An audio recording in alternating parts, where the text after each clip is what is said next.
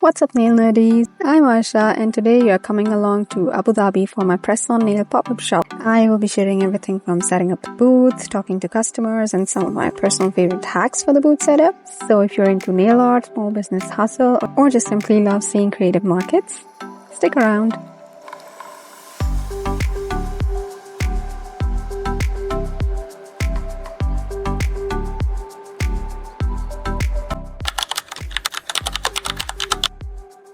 Okay, first things first. This is literally everything that I've packed in this white box and this yellow shopping bag. I think my good thing is that I never overpack stuff. Anyways, we are off to our venue, and yes, I'm still mentally rehearsing how I'll be explaining my nail sizing kits to my customers. But I have my good buddy here to tackle this anxiety as well. This mug literally fuels my social battery. And look what I'm rocking today. This is a melted chrome 3D set that I cooked for myself, and it turned out so much bossier than I thought. This cutie here is a total DIY project. So I'm actually having a guessing game at the booth today, and for that I needed a drop box, but couldn't find a cute one on Amazon or Shein. So this is what I came up with.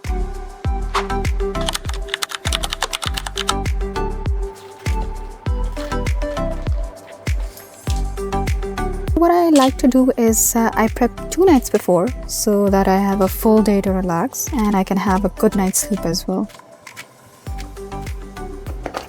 Basically, what you're going to do is clean all your products, add your price stickers, pack your bags, and just make sure all your display stands are intact. It's definitely a good idea to double check them beforehand.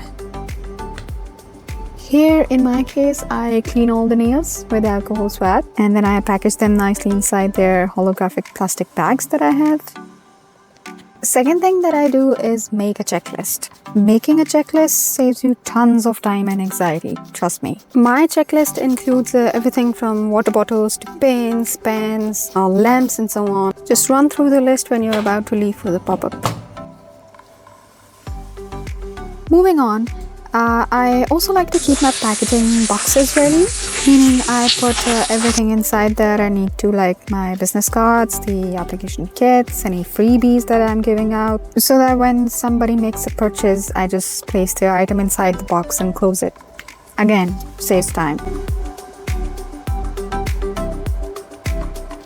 Another thing, always have your prices clearly mentioned on your products, because mostly people are shy and hesitant when it comes to asking for prices. Like, I know I do that. I don't ask for prices. If they're not clearly mentioned, I just go like, I don't need it. So if your visitors can clearly see it, properly labeled, then they're more likely to make a purchase. But maybe keep your high-priced items at the back. They can sometimes put off the visitors and they won't even be looking at your other items that they might end up buying. This is just something that I've experienced, so it's not a hack or anything.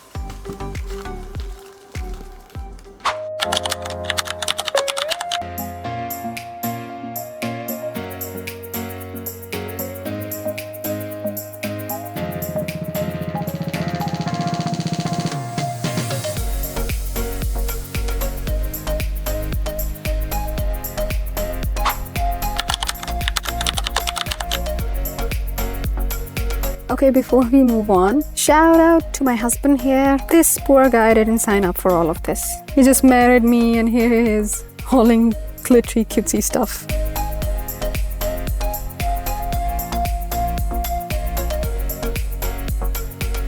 So we are setting up and Abu Dhabi is spicing things up with all this wind, but we came prepared for this.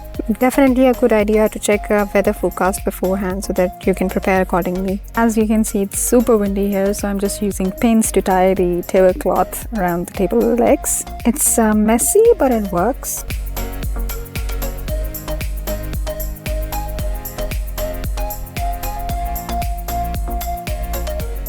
And of course, my sizing kids decided to go skydiving in 3, 2, 1. But don't worry, husband reflex mode activated.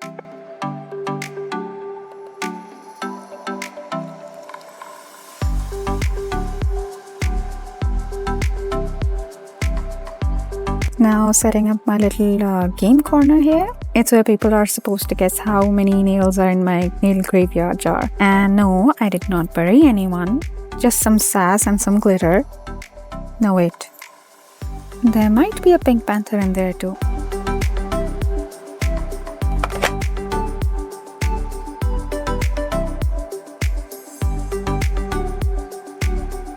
Hack to keep the display stands from tipping over on a windy day. Use a double-sided tape or Gorilla mounting putty. It's available on Amazon, I believe.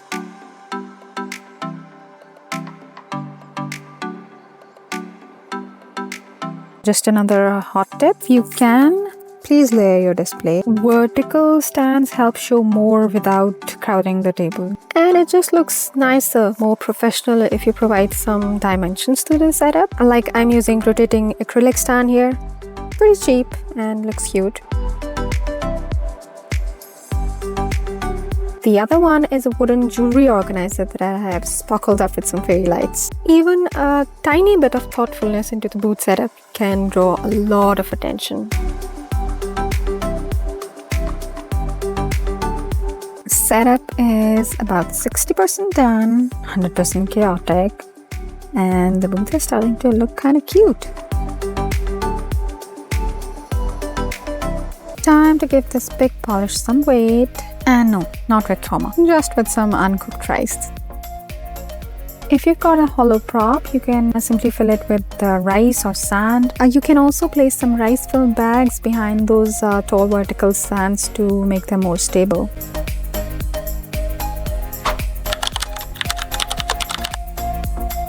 Displays are up and it's time for some official booth stroll. Let me flex this table real quick. We have got this custom order area. This is the main lounge. Very cutesy, very demure. And finally this catchy game corner. I brought these sizing kits too for the custom orders. These are super helpful for on-spot sizing because people's size does matter when it comes to nails at least. And all of this is what I've been painting at 2 a.m. with questionable posture, of course.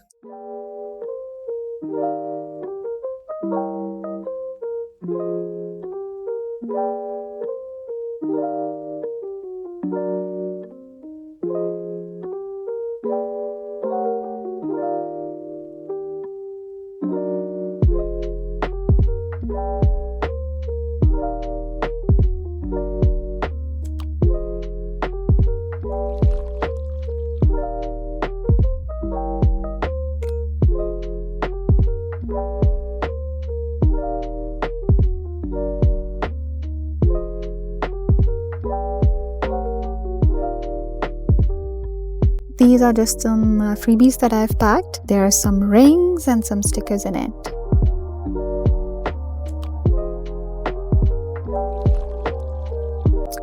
Yep, I have brought some spotlights as well. This is just to elevate the overall look of the booth. See how the light is bouncing off those gems?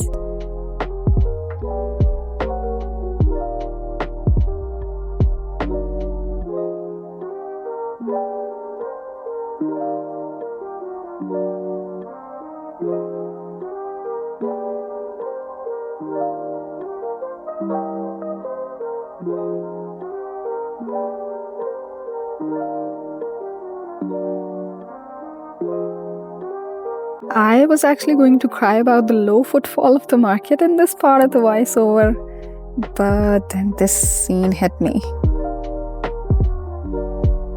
See how gorgeous this looks. Pop-ups may not always be packed, but they will always give you some content and enough time and practice to refine your sales pitch as well. Another hack alert. Make sure to incorporate any interactive game at your booth, like I have this one here. This is a great way to collect emails and grow your email list. Let's have a look at some of my favorite sets that I've made. One of my personal favorite is this white one. Then this dragon eye one was inspired by the Smaug from The Hobbit. Seeing this, you obviously know that I'm a Lord of the Rings fan.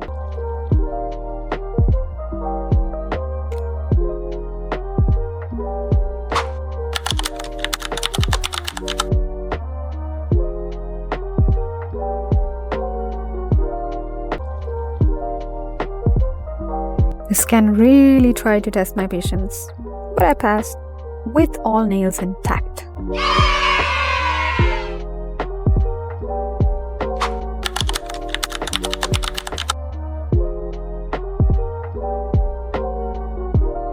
And just like that, the best part of the day arrived. See my tiny tornado.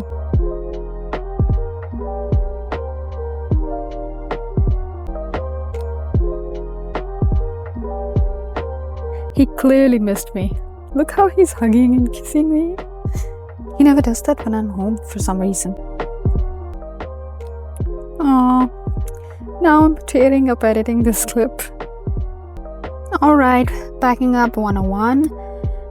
Always start with the things you won't miss if someone walks up. So, custom order file, gone. All the props, bye bye. My static dropper bottles, you have done enough, sparkly soldiers.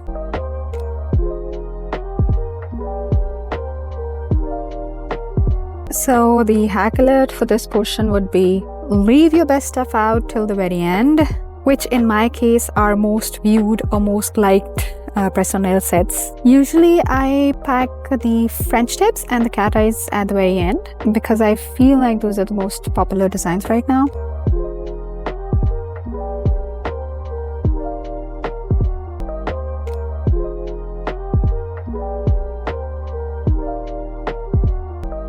In fact, I was halfway through packing when a bunch of ladies and kiddos rolled up and they were like, wait, are those press-on nails? And you've done them yourselves and they are so gorgeous, and they started gushing over them. And I was there with a bunch of nail cards in my hand like, yes ma'am, they are still very available. So one more thing that I would like to add here is when a potential customer comes by, when a visitor shows interest in your products, whether you make a sale at that point or not, that's another thing, but make sure that you offer them your business card.